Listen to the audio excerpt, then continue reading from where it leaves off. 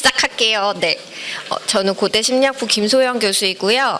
제가 사실 한국에 온 지 벌써 4년째라는 게 믿겨지지가 않는데요. 네, 저희 연구실에서 럭키하게도 최보인 교수님과 함께 협업을 하게 된 자폐성인의 사랑과 관계 프로그램에 대해서 발표를 해드리겠습니다. 저희가 사실 오늘 오티즘 엑스포에서 이 연구 결과를 발표할 수 있게 된 것도 큰 영광인데요. 그 이유 중에 하나가 이 연구가 사실 함께 웃는 재단과 한국 자폐학회에서 지원을 해주셨기 때문에 할 수 있었던 연구입니다. 네. 제가 사실은 미국에서 오랫동안 임상과 연구를 하면서 대부분 이제 에이도스와 ADI를 만든 연구실에서 있었다 보니 평가나 진단과 관련된 연구들을 많이 했습니다. 이제 그럼에도 불구하고 한국에 오면서 제가 느꼈던 거는 이제 프로그램 니즈가 상당히 많으신 걸로 느껴졌고, 그리고 라이프 스팬으로 이제 전 발달 생애를 다 커버할 수 있는 중재 프로그램들이 너무 필요하구나라는 생각을 하면서 이제 이동근 교수님이 말씀을 많이 해주신 뭐 NDBI 이런 프로그램도 개발을 해야 되겠다는 마음이 들어서 이제 그런 연구들도 하고 있고, 그건 이제 영유아 포커스가 된 연구들이고요.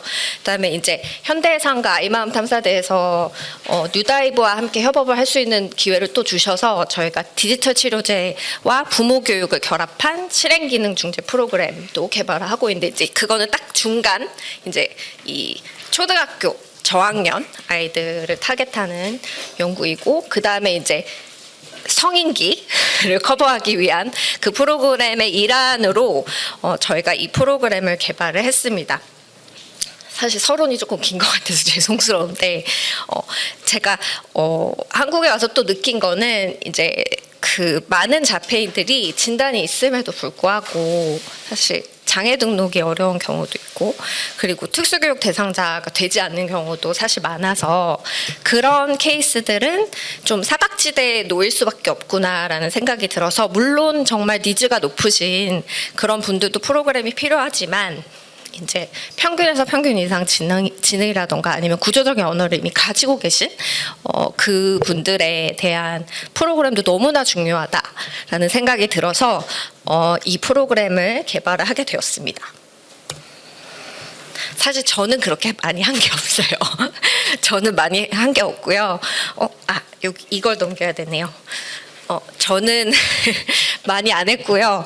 사실 최보인 교수님이 너무 노력을 많이 해주셨고, 그리고 정말 많은 선생님들이 치료자로 참여를 해주시면서 지금 여기도 계시죠. 네, 연구를 같이 진행을 해주셨고, 제가 가장 자랑스러운 부분은 사실 자폐 커뮤니티 관계자위원회 선생님들께서 처음부터 끝까지 다 같이 해주셨다는 겁니다. 그래서 윤우 교수님도 저기 지금 서 계시고, 이하나 선생님, 장지용 선생님, 조미정 선생님, 그리고 가족분들, 네, 뭐 조성자 대표님을 비롯해서 부모님, 김정민 선생님, 그리고 이제 자폐인 언니가 있으신 이윤주 선생님, 이렇게 자폐인 그 커뮤니티 관계자 여러분들께서 같이 참여를 해주셨고, 그 다음에 이미 성교육 프로그램을 비자폐인을 대상으로 활발하게 하고 계신 전문가 선생님, 심혜서 선생님도 많은 도움을 주셔가지고 저희가 무사히 무사히 끝냈습니다. 네. 자폐인은 이 두 개를 같이 하려니까 힘드네요. 네. 자폐인은 연애와 성에 관심이 있을까요? 네. 없을까요? 네. 자폐인들 많으시니까 네. 사실 개인에 따라 다를 수 있다가 답이겠죠. 네, 근데 이제 대부분 사회에서의 이제까지의 인식은 사실 자폐인이 연애와 성에는 그렇게 크게 관심이 없을 것이다라고 그런 인식들이 팽배했던 게 사실이고, 근데 자기 보고가 가능한 자폐인들을 대상으로 했을 때는 그게 이제 모든 자폐인들의 일부이기는 하겠지만 96% 정도가 우리는 성에 관심이 많다라고 말씀을 해주셨고, 많은 경우 이제 연애 관계도 원한다고 말씀해 주셨습니다. 그럼에도 불구하고 사실 최근에 돼서야 이제 이 자폐인이나 발달 장애인의 어떤 성적인 친밀감이라던가 연애, 데이팅 스킬 이런 것들을 다룬 프로그램들이 최근에 돼서야 이제 조명을 받기 시작했죠. 그래서 이런 프로그램들이 있음에도 불구하고 이제 이런 프로그램들이 나온다는 거는 사회적으로도 사실은 이제 인식이 많이 향상이 되고 있다는 것임에도 불구하고 사실 기존의 성교육은 대부분 일회성으로 그리고 청소년이나 아동들에게 주로 제공이 되고 성인기에 성교육을 받는 경우는 거의 없다고 볼 수 있겠죠. 그리고 이제 교육부에서 지정한 성교육 시간이 15시간인데 사실 비자폐인에게도 충분하지 않은 시간입니다. 교육이라던가 성지식이라던가 아니면 연애 이런 것들이 우리 삶에 되게 큰 부분을 차지하고 있음에도 불구하고 비자폐인 아이들도 사실은 15시간 정도, 일생에 15시간 정도밖에는 이제 교육을 받지 못하는데 발달장애인 같은 경우에는 그거의 3분의 1 정도 밖에 시간이 할애되지 않는다라는 연구들이 있었고, 그리고 이 왼쪽에 그 파이 차트는 비자폐인들을 대상으로 한 연구인데 이제 성과 관련된 지식을 어디서 얻느냐라고 물어봤을 때 사실 사회적인 소스가 되게 많았어요. 그게 가족일 수도 있고 친구일 수도 있고 뭐 의료진일 수도 있고 아니면 뭐 교사일 수도 있고 그래서 다양한 경로의 사회적인 소스들이 있었는데 자폐인 같은 경우에는 성과 연애에 대한 정보를 주로 미디어에서 많이 얻는 경우가 많다라고 했는데 다들 아시다시피 미디어에 있는 성은 사실 왜곡된 그 방식으로 제공이 될 수도 있고 그리고 사회적으로 제공이 됐을 때 좋은 점은 대화를 할 수 있는 거거든요. 그래서 뭐 이렇게 누가 이런 거에 대해서 얘기를 해줬을 때 그게 뭐야? 이런 주고받는 질문을 할 수 있고 명확하지 않은 정보가 있을 때 그걸 좀 명확하게 할 수 있는 그런 기회를 주는 게 사실 사회적인 정보의 소스인데 그게 이제 좀 제한이 되어 있는 걸로 밝혀졌습니다. 그렇기 때문에 이제 자폐인이나 발달장애인이 여러 가지 위험한 상황에 놓일 수밖에 없고 그리고 미묘한 이 대인관계나 성적인 친밀한 관계에서 오는 이 미묘한 사회적인 규범이라던가 경계에 대한 것이 뚜렷하지 않을 때 그걸 이해하는 게 어려울 수도 있고 그렇기 때문에 오해나 갈등을 경험할 일이 더 많아질 수도 있습니다. 그래서 이제 성인기가 되더라도 이 올바른 성지식을 가지고 관계 형성이나 이런 피해를 예방하는 데 큰 도움이 될 거라고 생각해서 저희들이 연구를 진행을 했습니다. 그래서 이제 기존의 성교육들을 그냥 갖고 와서 쓸 것인가? 근데 이동근 교수님이 지금 1시간 동안 설명을 해주신 것에 의하면 아니다. 그렇게 해서는 안 된다. 이죠. 그래서 그냥 비자폐인을 대상으로 개발된 그런 프로그램들은 자폐인의 특수적인 의사소통 양상이라던가 아니면 감각 혐오나 추구 뭐 이런 것들이 또 성행동과 관련이 있기 때문에 이런 것들을 충분히 반영을 못한다던가 아니면 좀 이 교육이 되게 추상적이고 암묵적으로 이루어지는 경우도 많고 뭐 썸이 무엇인지 이거를 누군가 앉아서 되게 열심히 가르쳐주지는 않으셨을 거잖아요. 그렇죠? 그냥 암묵적으로 배우잖아요.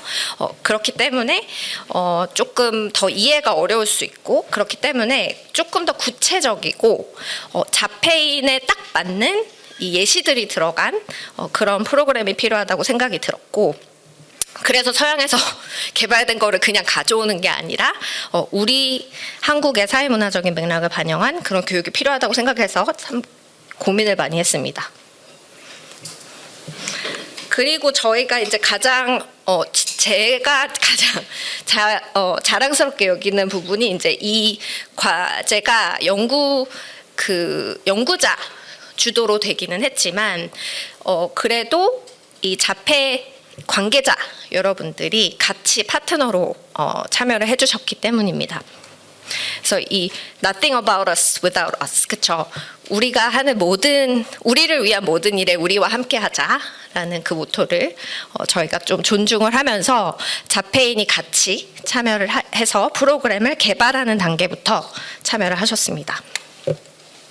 그래서 CBPR, Community Based Participatory Research라고 하죠. 그래서 이 한국말로 번역을 한다면 지역사회 참여 연구로 번역을 할 수 있을 텐데, 그런 연구가 결국은 자폐 관계자들이 그냥 수동적인 연구의 대상이 아니라 이제 좀 액티브하게 같이 연구에 참여하시는 동반자로 인식이 돼야 되고, 그렇기 때문에 저희가 이 커미티를 같이 처음부터 인터뷰를 진행하고 수요 조사를 한 후에 고도화를 진행을 하고 계속 이제 프로그램을 진행을 하면서 피드백을 받으려고 노력을 했습니다. 그래서 이제 위에서 보시는 것처럼 저희가 그 초안을 제작을 했고, 그 후에 이제 위원회 한 분 한 분 인터뷰를 1시간 정도, 1시간에서 2시간 정도 해서 그 결과를 가지고 다시 이제 프로그램을 고도화를 했고요. 그 후에 이제 저희가 계속 이 사이클, 중재 사이클을 하면서 좀 만나서 업데이트도 해드리고 그런 식으로 진행을 하면서 계속 그 커미티의 피드백을 받으려고 노력을 했습니다. 그래서 제가 보여드릴 부분은 자폐 관계자들이 같이 하신 인터뷰에서 얻은 데이터를 가지고 질적 분석을 한 그 부분이고요. 더 어려운 부분은 최보인 교수님이 다 발표해 주시기로 하셨어요. 그 뒤에. 네. 그래서 처음에 이제 저희가 니즈가 너무나 중요했기 때문에 수요가 무엇인가를 알기 위해서 이제 질적 분석을 하였는데, 이렇게 5개의 테마가 나왔습니다. 그래서 기존의 지금 성지식의 출처는 무엇이며 그거의 한계는 무엇이고, 그리고 그렇기 때문에 이 프로그램이 꼭 다뤄야 되는 부분이 무엇인지 이 자폐인과 가족들께 이제 물어봤고, 그다음에 이제 교육이 딜리버리가 될 때, 그쵸? 시행이 될 때 우리가 생각하기에, 비자폐인이 생각하기에 이렇게 하면 잘 될 것 같아 라고 하는 가정이 맞는지, 그런 것들을 확인하는 그리고 만약 그렇지 않다면 우리가 어떤 식으로 좀 딜리버리를 할 수 있을지, 그리고 가장 중요한 이제 한국의 사회문화적인 장벽을 좀 얘기를 해보았습니다. 그래서 이 코딩 같은 경우에는 저희 연구실의 최선, 그다음에 정예린 연구원 선생님들, 그리고 윤우 박사님께서 같이, 윤우 교수님께서 같이 참여를 해주셨습니다. 그래서 조금 그 데이터를 보자면요, 저희가 지금 이게 아직 퍼블리시는 안 됐어요. 그래서 지금 페이퍼를 쓰고 있는 중인데, 질적 연구 페이퍼가 이제 곧 나올 예정인데, 처음에 이제 기존 지식의 출처 같은 경우에는 사회적인 출처, 비사회적인 출처 다 있다. 그러나 아무래도 사회적인 출처가 많이 제한이 되어 있어서 이제 논문을 보고 아셨다는 훌륭하신 분도 계셨고, 그리고 이제 미디어를 통해서 이런 걸 많이 접했다. 네. 그리고 성인기 이후에는 사실은 이런 교육을 접할 기회가 전혀 없었다라고. 그래서 대부분 이제 성교육을 학교에서 많이 받았다라고 말씀하셨습니다. 그리고 이제 지식의 한계 같은 경우에는 그냥 절대적으로 정보량 자체가 되게 부족하다. 궁금한 건 너무나 많은데 그거에 대한 답을 줄 수 있는 그 소스가 많지 않다. 그리고 또 한 부분은 외부의 통제를 많이 말씀해 주시긴 하셨습니다. 이제 가족분들이 아무래도 성에 대해서 얘기를 하기 시작하면 더 관심을 갖고 뭔가 더 성행동이 많이 나올 것이다 라고 생각을 하시는 그 불안감이 있으셨기 때문에, 뭐 성과 관련된 대화나 이런 것들은 죄송해요, 제가 다음으로, 네, 성과 관련된 대화는 좀 이렇게 제한을 하시는. 저 앞으로 가야 되네요. 네, 여기 있네요. 네, 그래서 그런 부분들을, 그래서 이제 언니가 연애를 하면 안 된다라고 교육을 받았고, 그렇기 때문에 이제 언니가 부모님께 자기가 남자친구가 있다는 것, 이런 것도 이제 숨기게 되고, 그래서 이런 외부의 통제와의 어떤 텐션, 이런 것들도 네, 말씀을 해주셨습니다. 그리고 이제 다음 테마 같은 경우에는 어떤 정보들이 도움이 될 것 같으냐라고 저희들이 이제 커미티 선생님들께 여쭤봤을 때, 다들 많이 생각하시는 영역이기는 하죠. 이제 연애 관계만 제한되지 않고 정말 전반적인 좀 대인 관계, 그 안에서도 뭔가 비언어적인 어떤 큐, 시그널을 어떻게 이해를 해야 될지, 이런 것들부터 시작해서 뭐 컨센팅, 동의라던가, 뭐 미디어에서는 성이 어떤 식으로 표현되고 그걸 우리가 어떤 식으로 받아들여야 될지, 그리고 성범죄, 요즘 또 사이버에서 많은 성범죄가 일어나기 때문에 그런 것들과 젠더와 성적 지향, 이런 다양한 주제, 되게 넓은 폭의 주제들이 필요하다라고 말씀을 해주셨고, 그래서 저희들이 이걸 다 포함하려고 노력을 했습니다. 네. 그리고 결국 딜리버리가 될 때 이게 그냥 이동규 교수님이 말씀하신 것처럼 그냥 규격이 그냥 하나로 돼서 하나가 그냥 패키지로 이렇게 딜리버리가 되는 것보다는 좀 이 개개인에 맞춰서 딜리버리가 되는 것이 중요하다라고 많이 말씀을 해주셨습니다. 네, 그래서 저희가 여러 가지 제약을 생각하다 보니 결국은 온라인으로 딜리버리를 하는 게 가장 좋을 거라고 생각이 들었고, 그리고 그룹 방식으로 가는 걸로 하게 되었고, 근데 그 안에서 이제 많이 말씀해 주신 거는 어떤 사람은 채팅을 하면서 더 소통을 하고 싶어하고, 어떤 사람은 마이크를 켜고 하고 싶어하고, 어떤 사람은 얼굴을 보여주고 싶어하고, 어떤 사람은 아바타로 하고 싶어하고, 이런 다양한 방식들이 있을 텐데 그거를 다 존중해 줬으면 좋겠다라고 말씀을 많이 하셨고, 네, 그래서 그런 부분들을 저희가 녹여내려고 노력을 했습니다. 그리고 마지막으로 이제 사회문화적인 그런 부분에서는 일단 굉장히 많이 하시는 우려가 성교육을 하면 성에 대한 관심이 급증할 것이다. 네.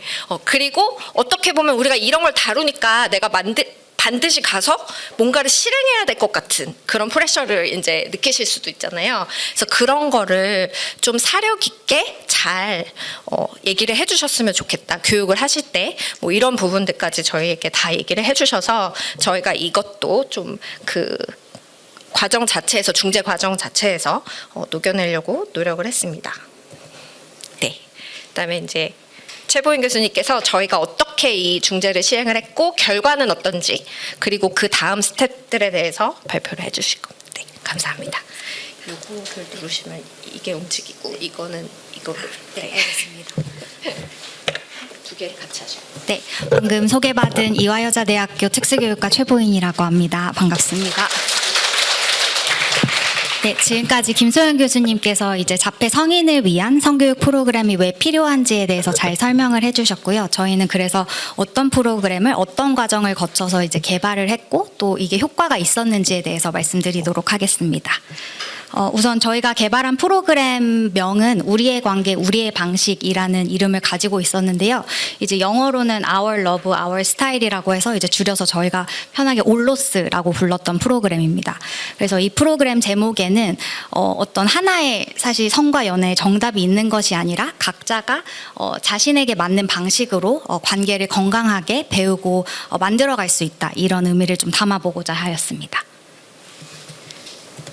네.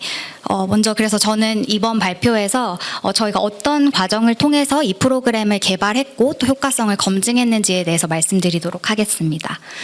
먼저 화면 상단에 보시면 이렇게 크게 한 6개의 그 화살표가 나와 있는데요. 이제 크게는 이렇게 6단계 정도를 거쳐서 저희 프로그램을 개발했고 검증 과정을 거쳤다라고 보시면 되고요. 제가 가장 먼저 설명드릴 부분은 이제 어떤 컨텐츠를 만들었는가에 대한 이야기입니다.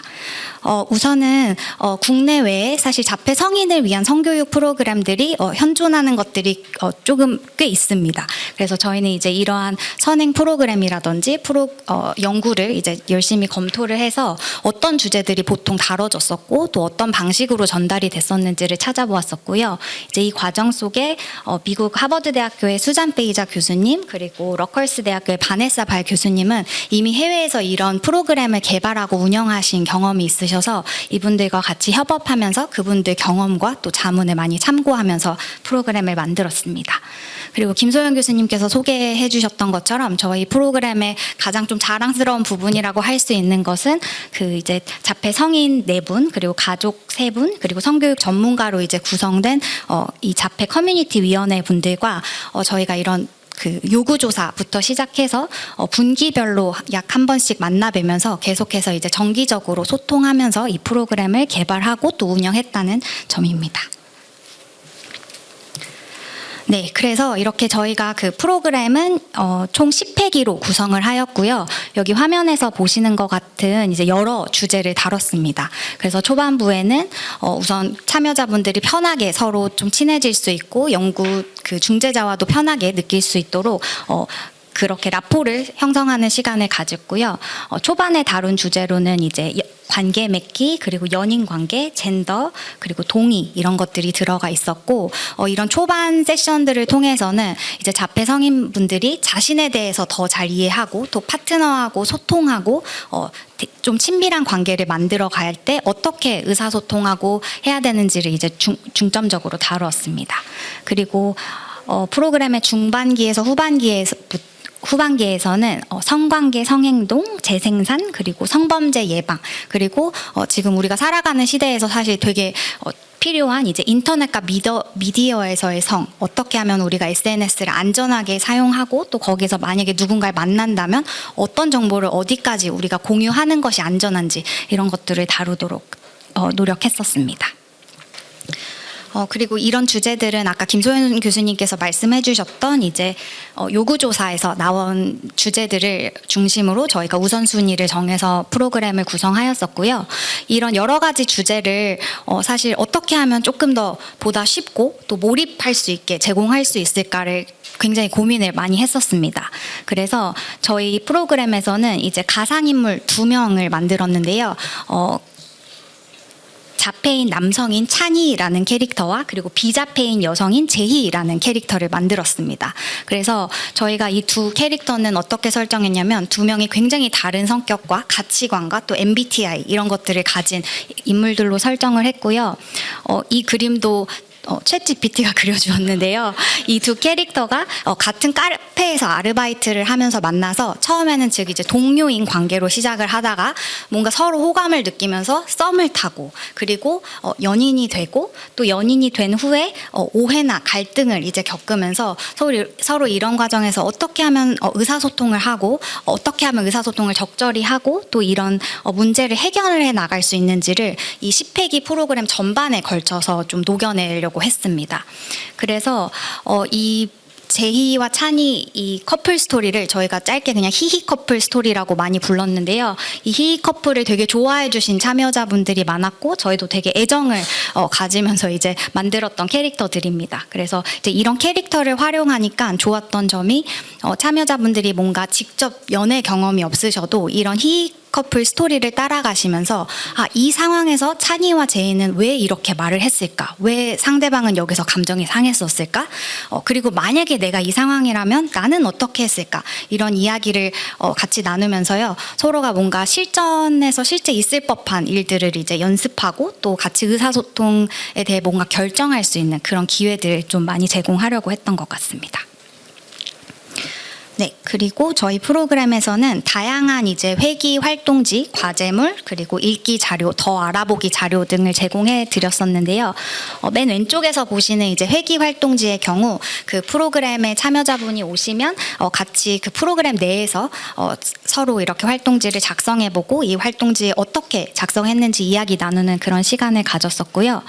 과제물 또한 제공해서 뭔가 이 프로그램 이외 시간에도 한 번 더 저희가 다뤘던 토픽에 대해서 생각해 보실 수 있는 그런 기회를 제공했습니다. 그래서 여기 과제물 예시로는 이제 이상형 빙고판을 갖다 두었는데요. 되게 많은 참여자분들이 좋아해 주셨던 과제였습니다. 그래서 저희가 여러 이상형 요건을 이렇게 아래 제시를 해두었고 그 다음 그 프로그램 시간까지 이 빙고판을 채워서 오는 게 과제였거든요. 그래서 실제로 이제 프로그램에 오셨을 때 자기가 그 적은 이상형이 무엇인지 얘기하고 왜 이 이상형을 요건을 골랐는지를 이제 설명하면서 참여자들끼리 좀 더 이렇게 친해지고 또 빙고 게임을 하면서 같이 또 재미를 느끼는 그런 시간을 가졌었습니다. 그리고 화면 오른쪽에 이제 세 번째 있는 읽기 자료의 경우 저희가 프로그램에서 다루는 내용의 가장 핵심적인 그런 내용들을 한 번 더 조금 더 이제 텍스트 형식으로 또 보실 수 있도록 제공을 하였고요. 더 알아보기의 경우 이제 저희가 프로그램 내에서는 다루지 않았지만 조금 더 관심 있으신 분들은 참고하시면 좋을 내용들을 좀 신뢰할 수 있는 출처들을 이렇게 포함해서 이제 더 학습하실 수 있도록 제공을 해드렸습니다. 그리고 이런 컨텐츠뿐만 아니라 사실 이 프로그램을 정말 어떻게 전달하는지가 이 프로그램이 효과가 있는지 없는지를 영향을 주는데 되게 중요한 요소인데요. 그렇기 때문에 이제 저희는 좀 여러 방식을 고려해서 이 프로그램 전달하는 거를 생각을 했었고요.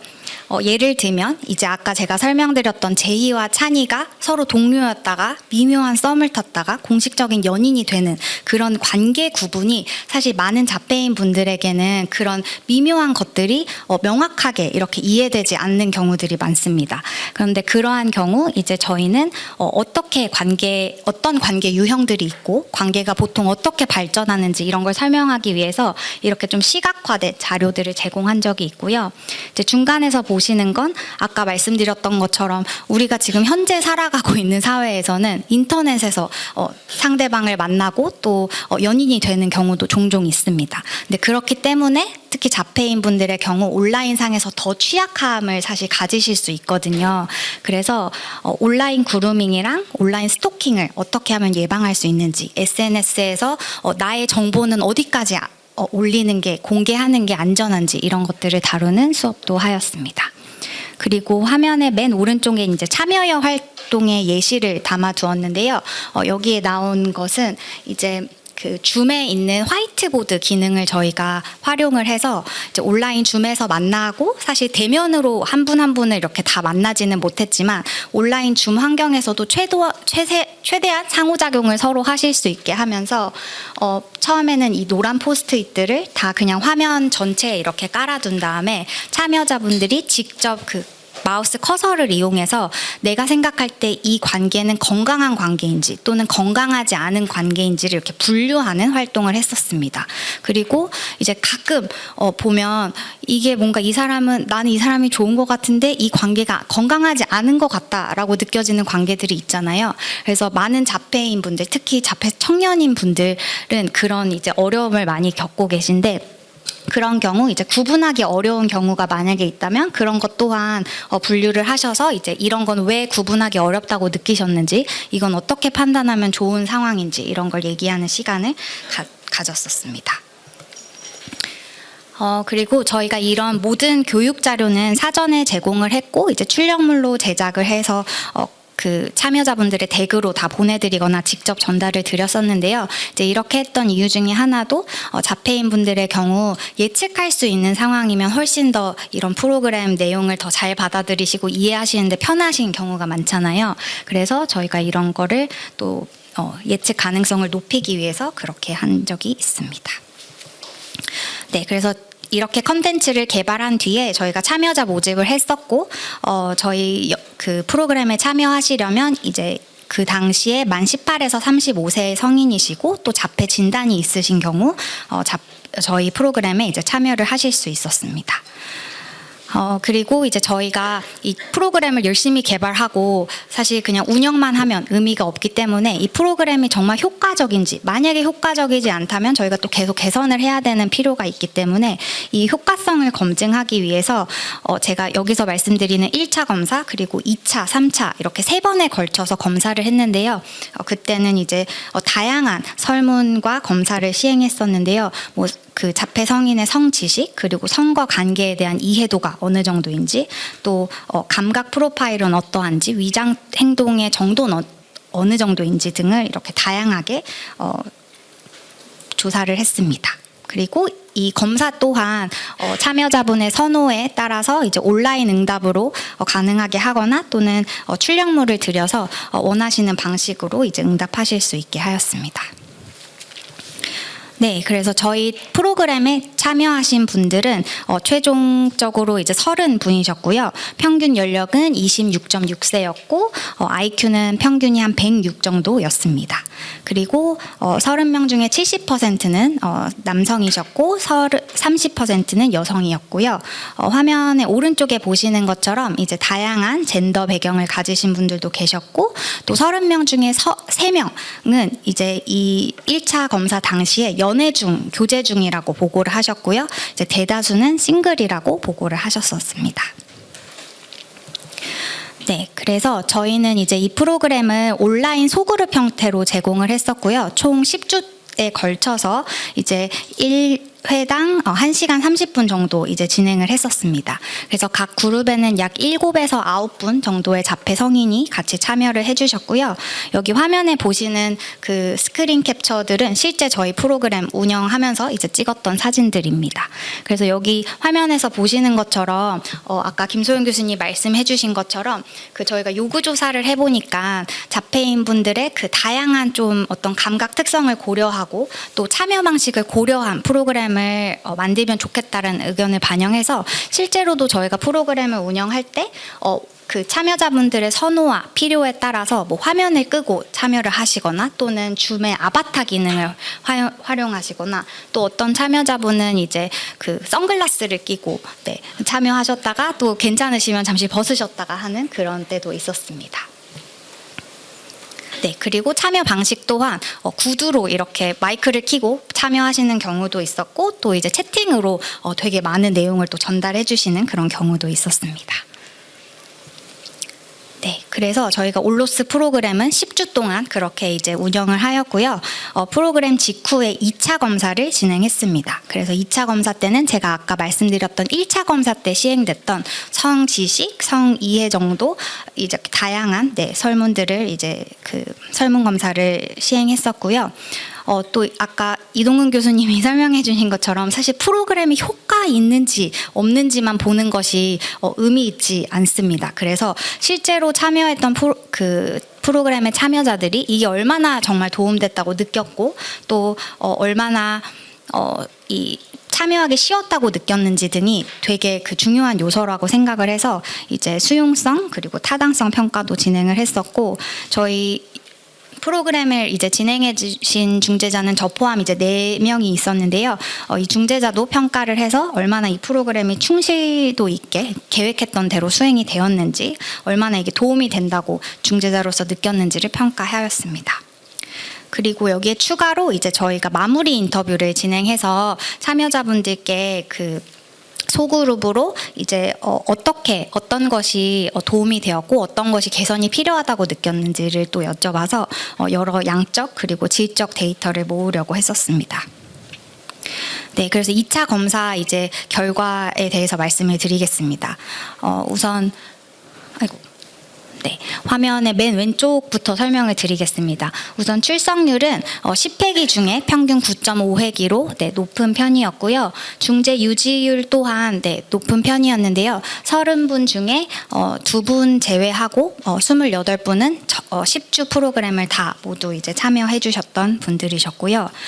프로그램 수용성은 이제 5점 만점에 4.6이었습니다. 그래서 프로그램 수용성이라는 것은 내가 이 프로그램에 얼마나 만족했고 이게 도움이 됐다라고 느끼는지에 대한 것이었는데요.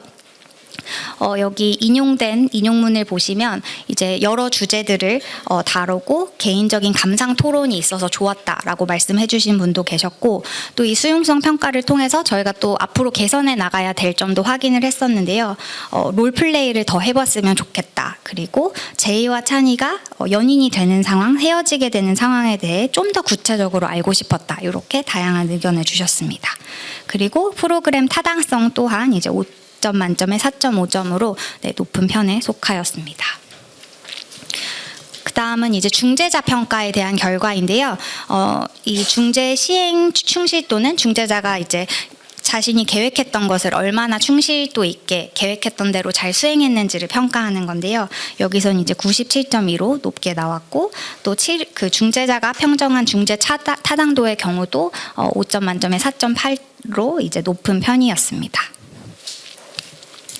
네, 그리고 이제 2차 검사 이후 저희가 10주를 기다렸습니다. 그리고 마지막으로 이제 3차 검사를 했는데요. 이렇게 한 이유는 저희가 프로그램이 종료된 직후 이후에도 프로그램에서 만약에 그 참여자분들이 얻어가신 그런 게 있고 효과가 있다면 이런 효과가 추후에도 유지되는지를 보고 싶었기 때문에 이제 3차 검사를 진행했었습니다. 그래서 3차 검사에서는 1, 2차 때 이제 시행되었던 검사들이 동일하게 시행이 되었었습니다. 그래서 이제 이번 파트에서는 1, 2, 3차 검사 때의 이 참여자분들이 변화가 있었는지를 말씀드리도록 하겠습니다. 즉 이제 올로스 프로그램이 효과가 있었는지 없었는지에 대한 결과인데요. 먼저 첫 번째 여기서 보시는 슬라이드는 자폐 성인의 성 지식과 성과 연애에 대한 이해에서 변화가 있었는지에 대한 결과입니다. 그래서 우선 왼쪽 오른쪽 그래프가 되게 비슷한 양상을 보이는 것을 보실 수 있는데요. 인지된 성 지식 설문지와 그리고 한국형 성과 관계 이해 척도 두 척도 모두에서 다 T1, T2, T3은 이제 1차, 2차, 3차 검사라고 생각을 하시면 되고요. 1차 때에 비해서 2차 때 유의미하게 이 지식의 정도가 높아졌고 또 성과 관계에 대한 이해가 더 높아진 것을 보실 수 있고 이렇게 향상된 효과는 3차 검사인 T3 때도 유지되는 그런 결과를 보실 수 있습니다. 그리고 이 연구는 여기 청중에 어딘가 계시는 고려대학교 심리학부 정예린 선생님이 수행을 해주셨던 결과이고요. 그 다음 슬라이드에서는 이제 자폐 성인분들이 그러면 이 프로그램을 계기로 뭔가 성적 관심이나 동기 그리고 경험에 있어서 또 변화가 있는지를 본 것에 대한 결과입니다. 그래서 여기서도 이제 왼쪽과 오른쪽에 그래프가 비슷한 패턴을 보이는 것을 보실 수 있을 텐데요. 먼저 성적 욕망 목록 설문에서는 이제 개인적 성행동에 대한 관심이 프로그램 직후 유의미하게 향상됐던 것을 보실 수 있고요. 성적 경험의 경우도 마찬가지로 1차 검사 때에 비해서 2차 검사 때 유의미하게 향상된 것을 보실 수 있습니다. 다만 T3, 3차 검사에서는 이 유의미함이 없어진 것을 보실 수 있을 텐데요. 저희가 이제 해석하기에는 뭔가 성 지식 같은 거는 10주 프로그램 이렇게 단기간 프로그램 안에 향상이 가능한 어떤 영역이지만 사실 성적 관심이라든지 성적 경험은 이런 단기간 프로그램의 영향보다는 파트너가 지금 있는지 그리고 내가 실제로 전반적인 성에 대해 얼마나 관심이 있는 정도가 사람마다 다 다르잖아요. 그래서 그런 것들을 이제 고려하였을 때 이런 결과가 나오지 않을까 생각하고 있습니다. 네. 그리고 이제 아까 말씀드렸던 마무리 인터뷰의 경우 고려대 심리학부 최 선생님, 정예리 선생님 그리고 윤은호 교수님이 같이 데이터 코딩을 해주시고 계신데요. 여기서는 이제 크게 3가지 주제로 그 마무리 인터뷰 내용이 정리가 되고 있고요. 시간 관계상 여기서는 좀 대표적인 예시 3개를 말씀드리도록 하겠습니다. 우선 교육 내용 중에 이제 어떤 방식이 도움이 됐었나요? 라고 여쭤봤을 때 좀 이렇게 공통적으로 나왔던 이야기가 아까 제가 소개해드렸던 제이와 찬이 커플 스토리를 많은 분들이 좋았다고 이제 평가해 주시면서 그런 희귀 커플이 나와서 실제 상황처럼 설명해 주는 게 좋았다. 그리고 뭔가 이론적으로만 설명되면 와닿지 않았을 것 같은데 이런 상황을 설명해 주니까 적용하기가 쉬웠던 것 같다. 말씀을 주셨고요. 프로그램 운영에서 이제 어떤 것이 참여를 좀 촉진했는지에 대해 여쭤봤을 때는 저희가 요구조사에서도 이제 요청받았듯이 온라인 형태로 이걸 소그룹 형태로 진행했으면 좋겠다라고 이제 자문위원분들께서도 말씀해 주셨는데 실제로 그렇게 운영했더니 참여자분들께서도 온라인으로 뭔가 자신이 편하게 느끼는 환경에서 좀 유연하게 참여할 수 있는 것이 되게 도움이 됐다라고 말씀을 해 주셨습니다. 그리고 마지막 사회 문화적 맥락, 실생활 적용의 어려움에서는 이제 이 참여자분의 경우 이 프로그램에서 배우는 내용들을 뭔가 즉각적으로 나는 써보고 싶었는데 사실 만나는 사람이 없으니까 그러지는 못하고 김칫국 마시는 그런 기분이 들었다 이렇게 말씀을 해주시면서 뭔가 저희는 이제 이런 내용이 좀 반복적으로 나오면서 느꼈던 것은 뭔가 물론 국내에서 이런 프로그램을 개발하고 또 운영하는 것 자체로도 어떻게 보면 의미가 있지만 사실 자폐인 분들이 자신의 그 개인적인 특성을 존중받고 충분히 또 포용받으면서 연애할 수 있는 그런 뭔가 사회적 분위기나 그런 것들이 같이 뒷받침되어야 한다 이렇게 생각을 했습니다. 그리고 이제 저희가 그래서 프로그램 효과성은 그렇게 검증을 했고요. 데이터가 많이 모였기 때문에 이제 또 여러 탐색적 분석을 해보았는데요. 많은 또 해외에 있는 선행 연구에서는 자폐인의 경우 이런 감각 예민 또는 둔감성이 이렇게 있는 감각 특이성이 있는 분들이기 때문에 이런 것들의 이런 것들이 자폐인의 어떤 성적 행동이나 관심 이런 것들에 영향을 끼친다는 연구들이 많이 나오고 있습니다. 그래서 실제로도 저희도 이제 저희 데이터에서도 그런 패턴이 있는지를 저희 이화여자대학교 특수교육학 네, 강한소 선생님, 네, 여기 아까 청중에서 봐가지고, 네, 반가운 마음에, 네, 말씀을 드렸는데, 강한 선생님이 이제 분석을 수행해 주셨고, 저희 데이터에서도 이제 해외 선행 연구와 일치한 결과가 나와서 감각 추구가 더 높은 자폐 성인일수록 파트너와 함께하는 행동에 대한 성적 동기는 더 높다고 이렇게 결과가 나왔고요. 되게 흥미롭게도 그 반면에 감각 추구와 혼자 하는 어떤 성적 행동에 대한 그 동기는 또 관련이 없는 것으로 나왔습니다. 그래서 결론적으로는 자폐인의 뭔가 성 건강, 성 행동 이런 걸 이해하려면 자폐인의 감각 특성도 같이 우리가 고려해야 될 필요가 있다. 이렇게 생각을 하시면 될 것 같습니다. 그리고 또 다른 이제 탐색적 분석에서는 저희가 요즘 자폐학회 최근에 한국에서 했었는데 그때도 되게 핫한 토픽으로 이제 다루어졌던 위장행동이라는 것을 저희 데이터에서도 보면서 이 자폐인들이 하는 위장행동, 소위 말해서 내가 조금 더 비자폐인처럼 보이려는 그런 행동들을 어느 정도 하는 것이 이분들의 불안 그리고 사회적 낙인을 경험하는 정도와 연관이 있는지도 살펴보았는데요.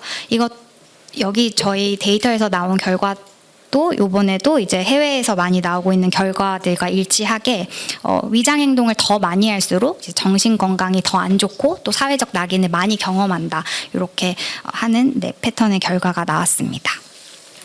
그리고 이 분석은 저희 이화여자대학교 특수교육과 윤지원 선생님이 수행을 해주셨습니다. 그래서 저희의 이제 그 프로그램 올로스 프로그램 그 예비 평가 결과에 대해서 말씀을 요약해서 드리자면요. 저희는 이제 그 자폐 당사자와 그리고 가족이 전 과정에서 연구에 같이 프로그램 개발 과정에 참여를 하는 참여 연구 접근을 통해서 자폐인의 삶에 이제 직접적인 변화를 이끌 수 있는 프로그램을 만들었고 또 이 프로그램 이 결과는 사실 30명의 그 자폐인 상대적으로 작은 표본수의 이제 따른 결과이기 때문에 더 많은 후속 연구들이 필요하긴 하지만 그래도 이 올로스 프로그램 효과성을 검증하는 어떤 발판을 마련했다고 보실 수 있습니다.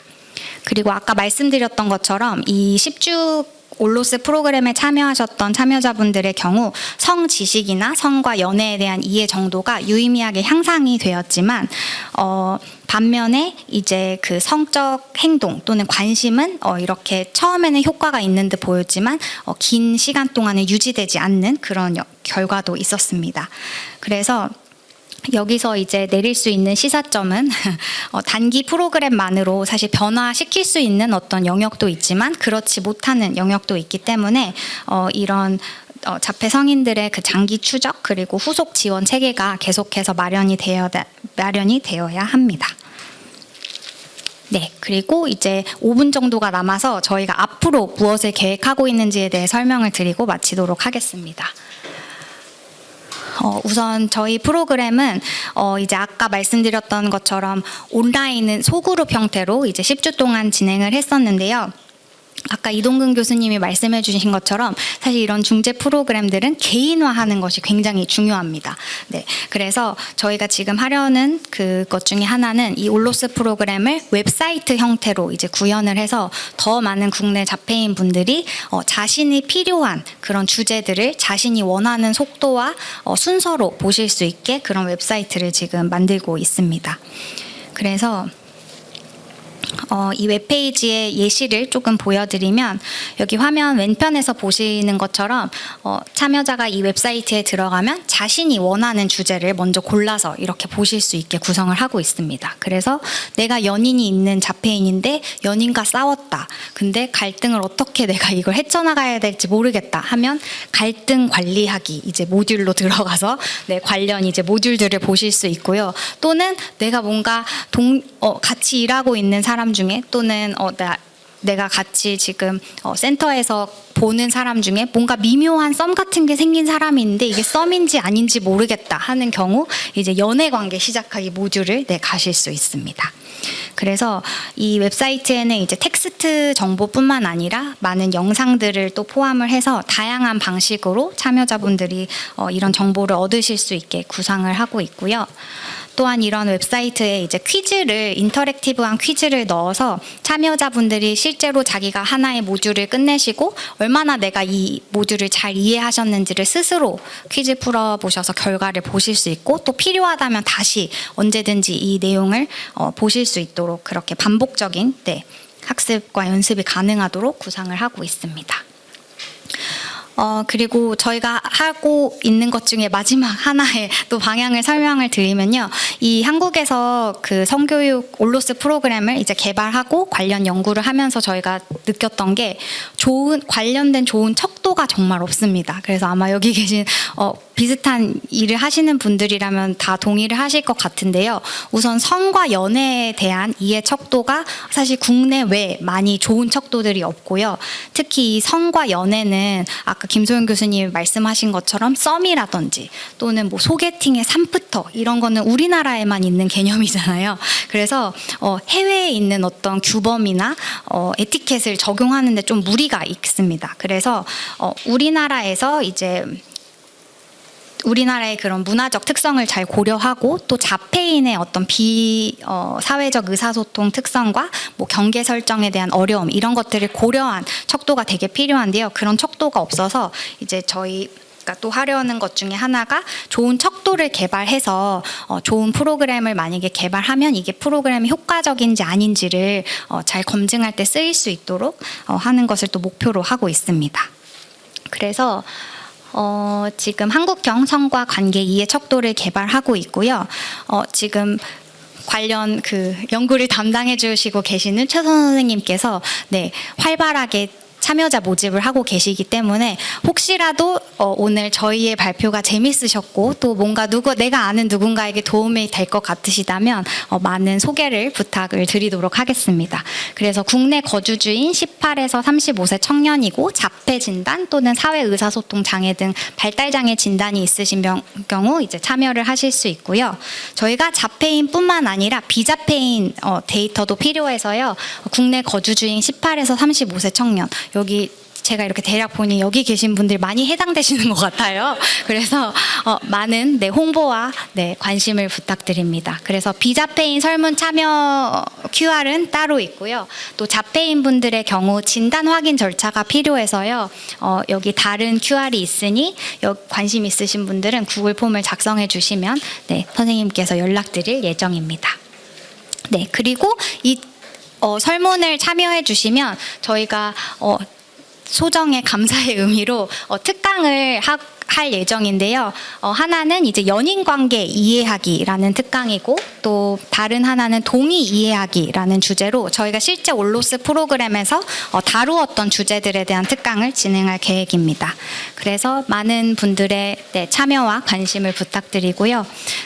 마지막 슬라이드, 감사 슬라이드인데요.